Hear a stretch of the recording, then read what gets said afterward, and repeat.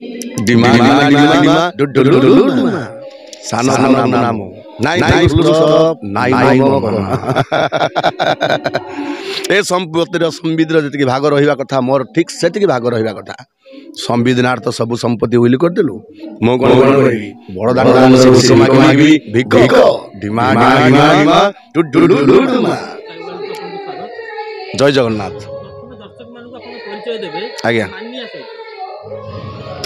मो परिचय दर्शक दवा पूर्व पदे आग कहबी जे जो दर्शक बंधु मैंने यात्रा को भल पाँच यात्रा कलाकार को भल पाँच से मो तरफ आपण मान बहुत बहुत धन्यवाद कारण दर्शक होती आम भगवान आपण मान भल पाइबा स्नेह श्रद्धा आम पाखे अच्छी बोली आम आग को जाऊँ आपण मान स्नेह ममता भल पाइबा दौचु कारण आपण मान माड़ गाड़ी आउ ताली से आम आशीर्वाद मु जड़े यात्रा कलाकार आपण मैंने समस्त जानते मो ना कुना यात्रा इंद्रभुवन गोटे नाटक थिला जो नाटक टी मते परिचय देला ओडिसा रे मोर ओरिजिनल ना गोटे मानिया थिला मुझे मानिया टी कहूँ डिमा डिमा डिमा डुडुलु डुमा सानो कुना मो नाई फुल स्टॉप नाई मो कमा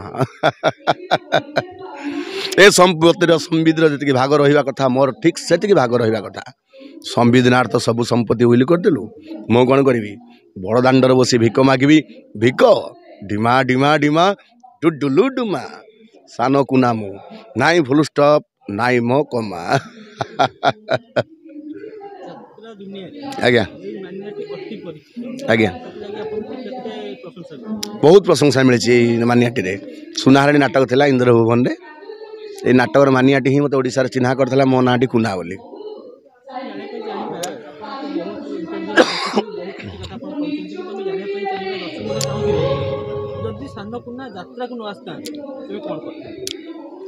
तो मुझे मैजिक लाइन ले थी प्रथमे मैजिक टाइम मोर निशा और पेशा मोर रोजगार थिला जदि यात्रा को न आसता निश्चित भाव में से लाइन ले जाऊली भी जाती से चली था।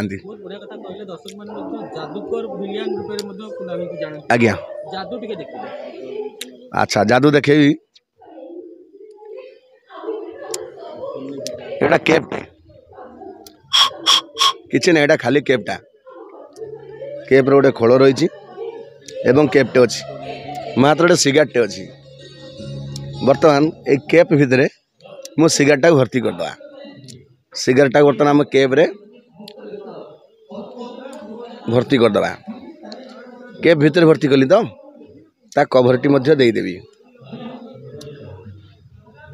बर्तमान सिगारेटा रखी कौटी केप भितर एवं सिगारेटा को बाहर करवा मो हाथ खाली अच्छी ये हाथ मध्य खाली अच्छी केपटी बाहर कली एवं सिगारेटी बाहर करिया लक्ष्य करंतु आज्ञा सिगरेट नहीं छोट सिगरेट बाहर केब्रे सिगरेट नहीं आज्ञा छोट सिगरेट हो जाइए बड़ सिगरेटा छोट सिगरेट हो जाइए आ गोटे मैजिक देखा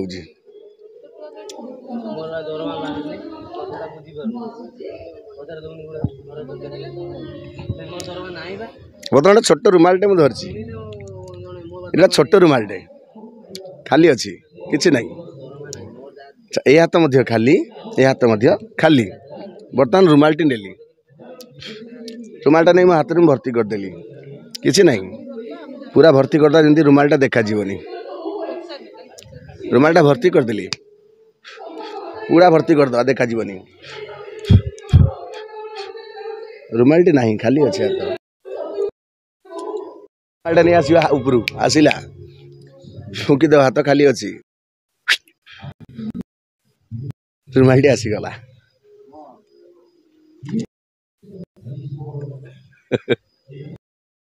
मैजिक तो बहुत अच्छी मु स्टेज रे बड़ बड़ मैजिक देखौची भी आहरी बहुत बड़ मैजिक रही से गुड़ा नेक्स्ट ईयर भावुची चिंता करछि गोटे नाटक रे आमे भल भल जिनस देखैबू मनीषर गंडी तले थी मुंडटा हाथ रही कथा हम हनुमान जमी गोटे मनीष स्टेज रे सेमती भी उड़ब आमर आग को योजना अच्छी एवं गोटे पिलार आम 10 प्रकार ड्रेस भी चेंज कर पार स्टेज उपरे कारण मैजिक तो theatre pandal one side programme किंतु खोला मंच रे ये सब करी बोली आम योजना रखीचु नेक्स्ट ईयर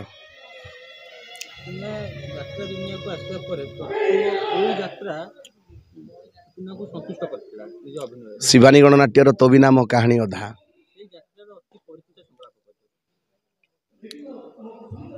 ମନେ ଅଛି 16-17 ବର୍ଷ ହେଲାଣି।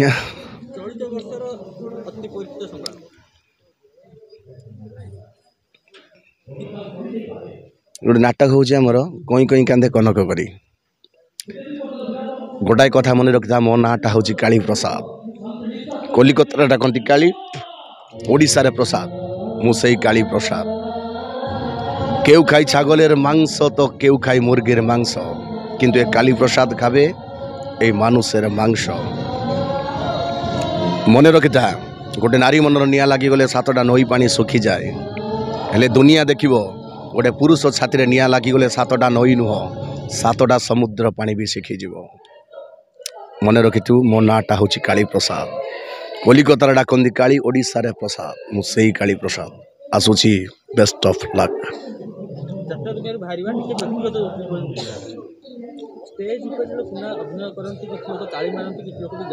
ଆଜ୍ଞା,